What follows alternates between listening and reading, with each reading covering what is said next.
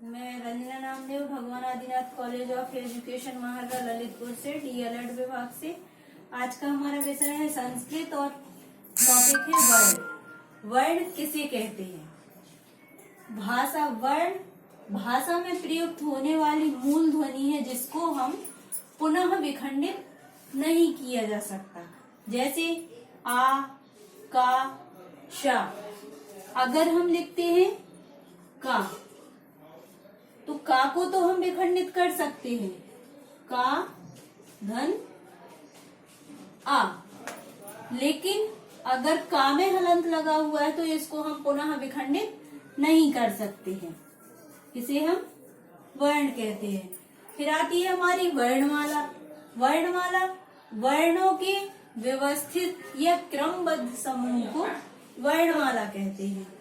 एक क्वेश्चन पूछा जाता है, टीईटी में भी पूछा जाता है कई बार और डीएलएड में भी पूछा जाता है कि वर्ण को या वर्णमाला को कितने भागों में बांटा गया है।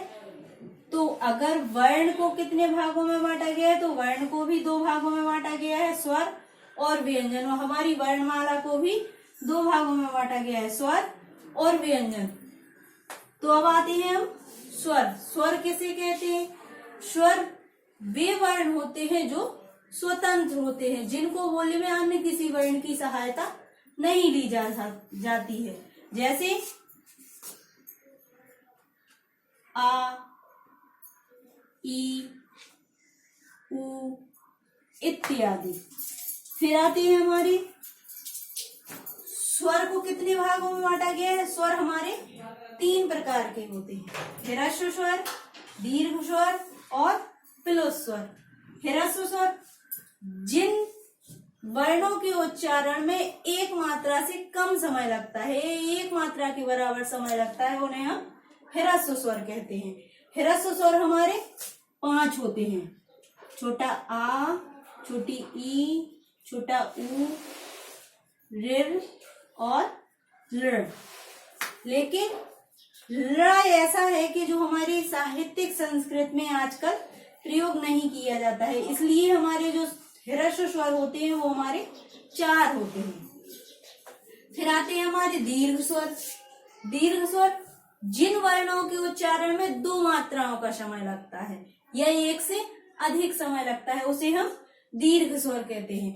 दीर्घ स्वर हमारे 7 होते हैं, बड़ा आ, बड़ी ई, बड़ा उ, ए, ऐ, ओ और औ। इन्हीं को संयुक्त स्वर भी कहा जाता है। फिर आते हैं हमारे प्लुत स्वर।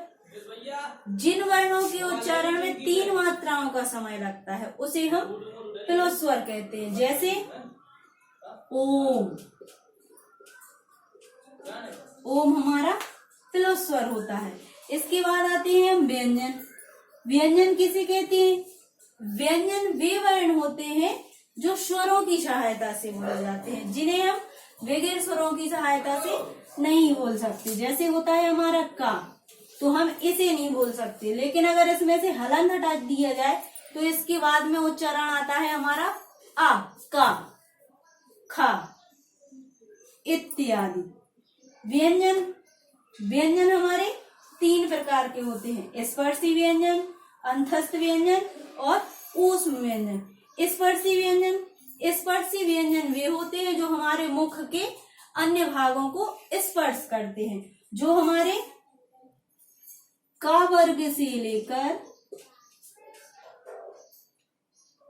पा वर्ग तक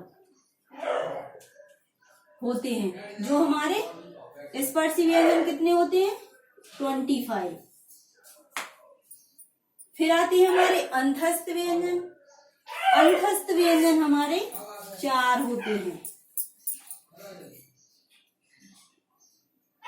या, वा, रा, ला।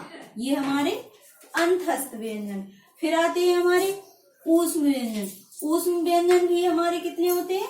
4, शा, श, सा और हा। ये हमारे ऊष्म व्यंजन होते हैं। आगे का टॉपिक हम कल की वीडियो में बतलाएंगे। नमस्कार।